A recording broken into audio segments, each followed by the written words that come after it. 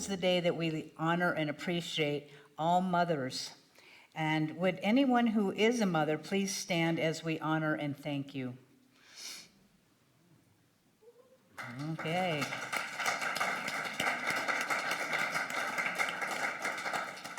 And thank you for I didn't get the opportunity, and I'm okay with it, not having kids, because I can't even imagine all the things that one does in that role.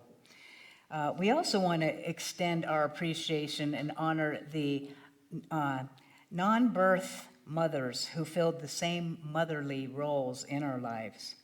Because mothers and mothering isn't just about giving birth, okay? It's about so much more when we step into that mothering role.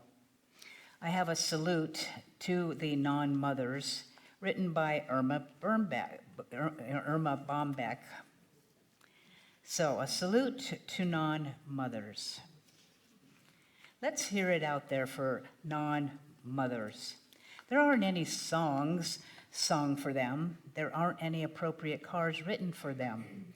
There aren't any special days set aside for them. But these non-birthing mothers exist.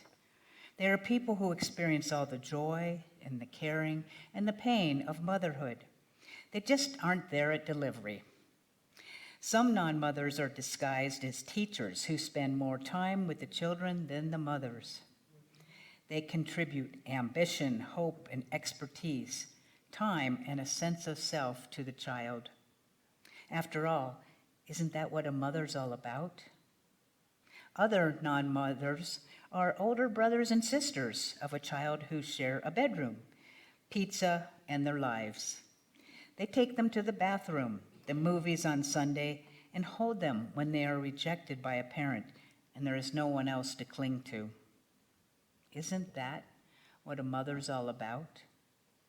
There's the father non-mother who pinch hits occasionally at getting meals, mopping up, or sitting through a pageant when the mother can't do it. Isn't that what a mother's all about? Some non-mothers have experience. They're called grandparents. And whether their custody of a child is occasional, part-time, or full-time, they add to the child another dimension of another time, another set of values, and an appreciation for the things that last. Isn't that what a mother is all about? There are non-mothers who touch a child's life in a million ways, who at first glance don't seem to fit the role. An angry motorist, when a child who a child has never seen yells at him to get his tricycle out of the street. A guidance counselor will tell him to get off his behind and work. A shop owner will chew him out for lifting a piece of penny candy. At a moment when he needed it, he was picked up and pointed in the right direction by someone who took the time to care about him. Isn't that what a mother is all about? Isn't that what a mother is all about? So there are many, many roles, and I believe that we have all had non-mothers, yes? People that have filled in for us and given us, and some have been in our lives for a long time and some not so much. And then we also have mothered others, whether we recognize that or not. When you are there for someone, we can call it a friend, but sometimes it has that feel of a mother, especially comforting another.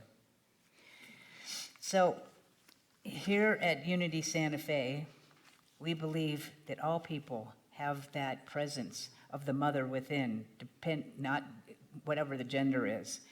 And here's a few of the roles that a mother can play. The first home for a child, which is inside the womb. A caregiver, a cook, a chef, a leader, a teacher, a disciplinarian, tired, listener, chauffeur, counselor, a coach, rule maker, advice giver, a nurse, an organizer, a wage earner, planner, and so much more. I'm exhausted just listening to that list. How about you? And those that have been mothers go, uh-huh, and then there's more. Now, before we get into the heart of today's talk, I'm going to share with you some of the universal mom sayings. And usually you'll hear these on Mother's Day, because that's the only time it seems appropriate to say these. So I'm going to say the first part of a phrase and see if you know what the rest of it is. Who do you think you are? Okay, very good. Look at me when I'm talking to you. Don't roll your eyes. I'm going to give you to the count of 3. Don't put that thing in your mouth. You don't know where it's been. Wear clean underwear in case you get in an accident and have to go to the hospital. You got to have your clean underwear on in case you're in an accident. Don't cross your eyes like that. One day, they'll stay that way. They'll freeze that way. Why? Because I said so. That's why. If so-and-so jumped off a cliff, wait till your father gets home. If you can't say anything nice, you all have the same mother? No. Yeah. So that's interesting that we all have those sayings, no matter who our mom was and where we lived and what, nationality, anything. It's just like those are the standard momisms. And we all had different mothers. So now we're going to jump into a deeper truth of all men and women, regardless of gender, because we are all mothers and fathers as the creative principle, okay? Creative principle. In unity, we recognize God and spirit, not as a person, but as a creative principle. So if you've done any studying, it's the creative principle. And so God, the divine, is both the law, which we follow, which is the law of spirit, which are universal laws. How, for instance, it is done unto you as you believe. So there's this creative principle that happens, and then we also want to have a personal relationship with the divine, right? You don't want to feel like the spirit is just cold and a principle, right? Unless you're a principal of a school, but no, just so the personification of the creative principle is me and you. We are actually the embodiment of a creative principle. We are all made in the image and likeness of spirit, of the masculine, feminine, creative principle. So in Genesis, you've heard all God, and God created man in his image. It created him as male and female. It created them. Now, I've taken some liberty to reinterpret those words from the metaphysical point of view. So, reinterpreted, and God, I'm going to change that to creative principle. And creative principle created, and we're going to go to humans, in its image. It created us, masculine and feminine energy, and it created us. So there's this energy of creativity that is both masculine and feminine. And I'm going to break that down so that we get a greater understanding of what that masculine and feminine is. As the creative principle, you need to have both masculine and feminine energies. And Ernest Holmes, who's the founder of Science of Mind, has this great writing. And he says, well, we often begin our prayers with the words, Our Father. But must there not be an equal with the fatherhood of infinite spirit, also the motherhood? For in the creative process of life, there is a blending of the two. There must be the spirit which speaks the word of creation, and there must be the cosmic matrix which molds the divine idea into form and experience. And if you don't have an understanding of this, we need to go deeper in future days, because it is the study of, unity, and science of mind. For in a certain sense, we are all mothers giving birth to new thought, new ideas, and new events. And why should we doubt that the same creative power which prepares the mother to give birth to her baby will not prepare us physically and mentally to give birth to a new experience? Why do they call it new thought? Because when we have a new thought, we can have, if we choose to, have a new experience. For in a certain sense, the mind of every person is both mother and father to the events and circumstances and conditions that take place in our life. We have masculine and feminine energy in here. In a very definite sense, the mind becomes impregnated with ideas. I like that because it gives me some idea what's there. In a very definite sense, the mind becomes impregnated with ideas. And in just as definite a sense, the impregnated mind nurtures the idea into form. You probably didn't know that. And if you did, maybe it'll go deeper into your understanding. We are creators, made in the image and likeness. We cannot not create. It's by what we're thinking, and then the feminine, which is the creative energy. We cannot doubt that the same intelligence provides the means through which every birth is to take place. Whether it is the physical birth of a baby or a new invention, everything comes from the same source through the creative process. Just as soon as the seed is hidden in the ground, something stirs within it. I love the thought that we are all surrounded by the womb of nature, which gives birth to all ideas. I love that line. We are surrounded by the womb of nature that gives birth to ideas. So did you know that this is the energy of ideas? Where do your ideas and thoughts come from? Out of the blue? They're in there, and what they do is they come into consciousness when we're open to a thought. Now, you can say pass on through because you don't want to carry that thought and sit on it and plant that in the consciousness of your brain. But there's a new idea, something that brings excitement to you. And you can nurture that thought by affirmations, by prayer, by meditations, by visualizations. We are creating all of the time. So all of you actually are masculine and feminine energy. It doesn't matter gender. That has nothing to do with it. It's the masculine and feminine energy, the yin and yang of life. So congratulations and happy Mother's Day to each and every one of you, because you're all mothers and have that feminine principle inside of you. So isn't it great to know that you are creative principle? How many of you knew that before you came in here today? Okay, good job. I knew we had some good students in here, but some of you, it might be new energy, and hopefully those that have understanding deepen it and think about that this week. So one of my favorite authors and books is Shakti Gawan, who is the bestseller of creative visualization. She has a book called Living in the Light, and she talks about intuition, male and female energies. And so, let's see, we're going to this page right here. I got my little stickies. So she starts the chapter, the male and female within. Each of us has male and female energies within us. Our female communication is through our intuition. Those inner promptings, gut feelings, or images that come from that deep place within us.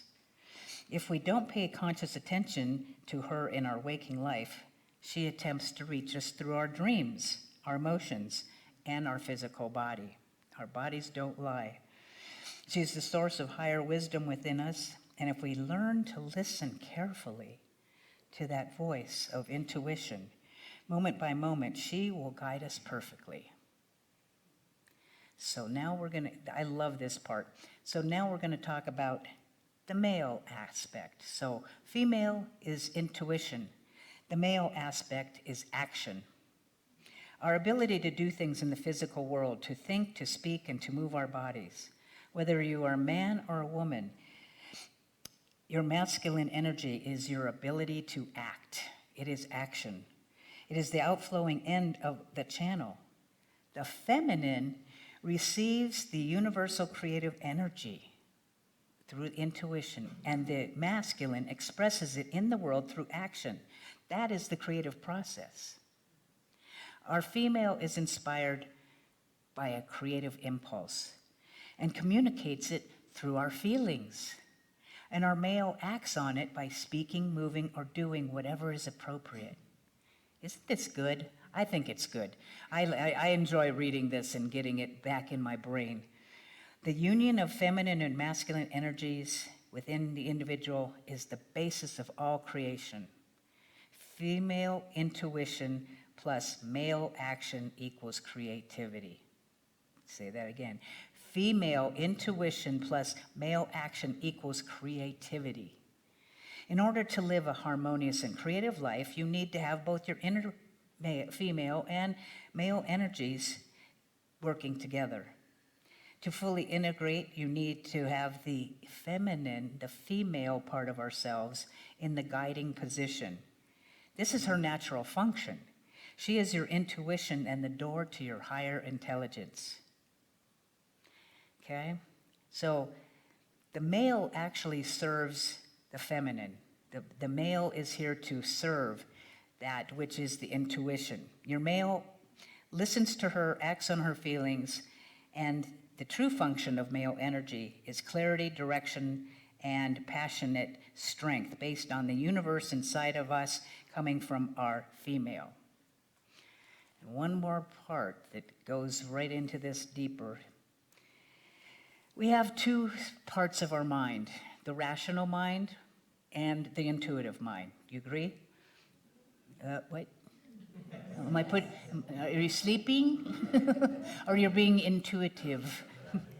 The rational mind is like a computer. It processes input it receives, it calculates logical conclusions based on this information. But the rational mind is finite. It can only compute with the input that is given. In other words, our rational mind can only operate on the basis of the direct experience each of us has had in this lifetime. So we have the rational mind, and basically our world focuses on the rational, doesn't it? Doesn't it? Yes. I'm working with me. I'm working with me, and you're me. So here's the intuitive mind, on the other hand, seems to have access to an infinite supply of information. Wow.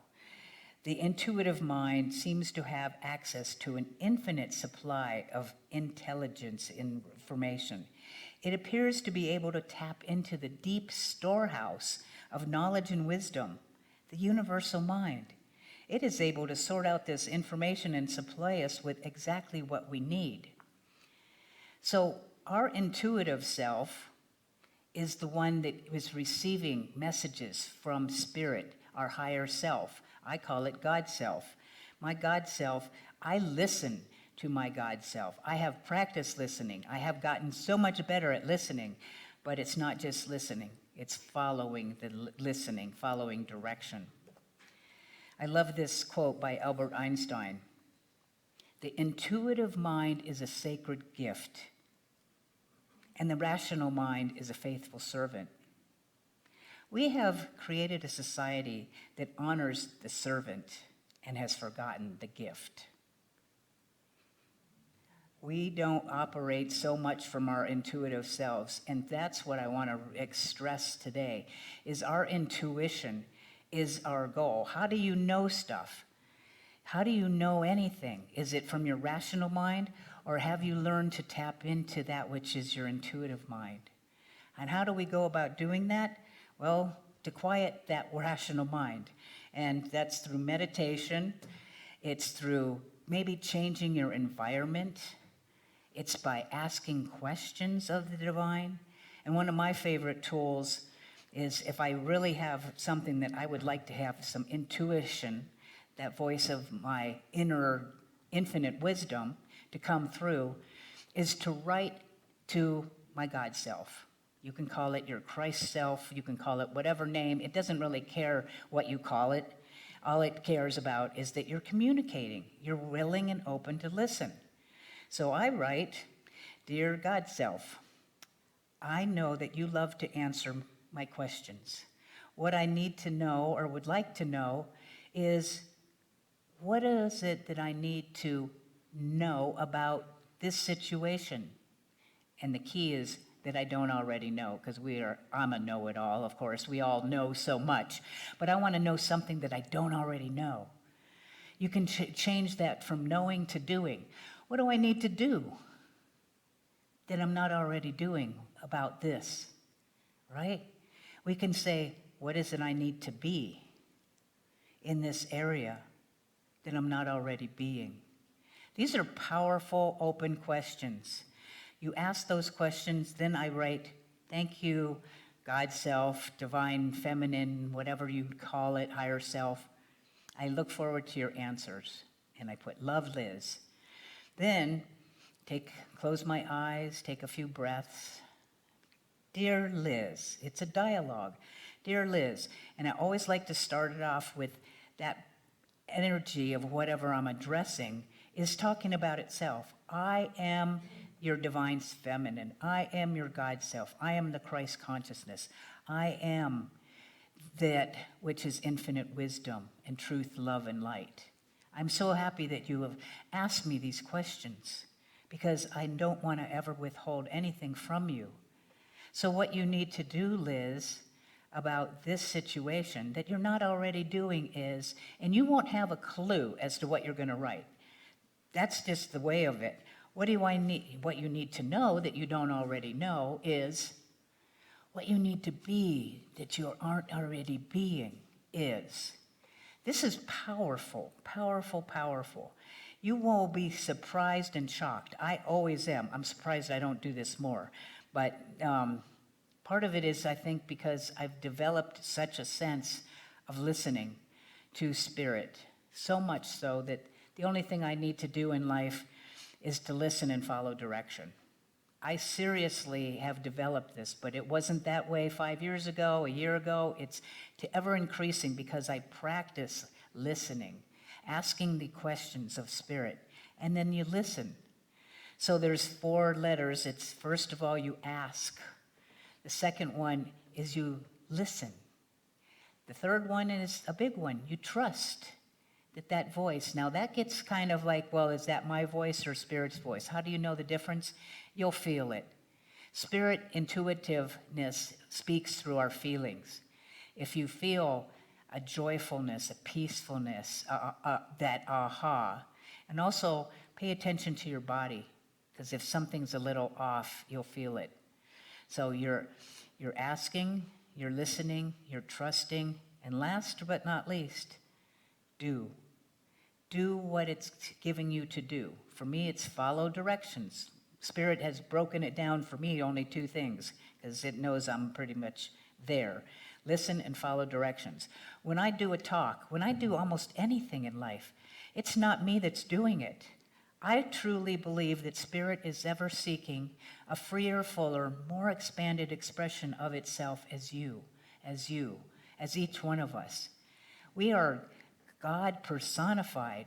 And when I got that in my head, there is no Liz, there's just spirit with a personality and a body named Liz, then my work is to tap in and tune into the K-Love channel called intuition. And you start off small and you start to listen. I wouldn't do the biggest thing ever, like do I need to move out of Santa Fe as my first intuitive hit. Although you could, you'll learn. You learn by doing. So this practice, and we're going to actually do a little exercise of intuition. So I'm going to invite you to take a breath and just close your eyes and just breathe. And as we become present, we let go of all the words, all the rationality, everything we just heard.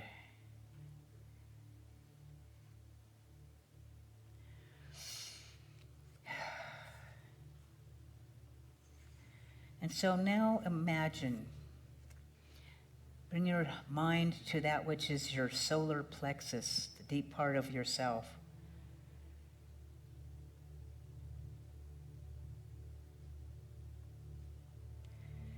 Imagine that you have a wise being that is living within you. You might have an image of what this wise being looks like, or you might just get a sense that there is a wisdom, a light that is there. This being is really a part of you. This is your intuitive self. And you can communicate with it silently by talking to it and asking questions, making requests. Then relax. So I'm going to invite you to perhaps ask a question. It might be, how can I develop more of my intuition?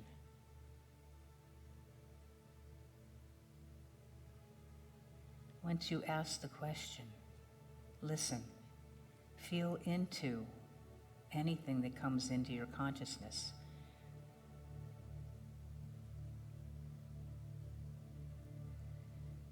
The answers may come in images or words, usually very simple, that relate to the present moment and it feels right. If you don't receive an answer at this time, stay alert, because the answer may come in the form of something someone says, something you read, something you hear. Trust the feeling and take an action. And you can even ask, is this the right action for me to take? And then feel into it again. And so let us just breathe into this moment, knowing that that which is breathing us is here for us, the divine feminine energy of intuition, tapped in, tuned in to the infinite wisdom, the infinite mind. The infinite mind lives within us, withholding nothing. And so with gratitude for this opportunity to understand and to get to know our intuitive self, we simply give thanks, knowing we can come back here at any time. And any time we come back, we're lifted into a higher vibration as we listen. As we listen, trust, and follow any direction. And so as you take another breath in, you can let that go. Bring yourself fully back into the room. Open your eyes.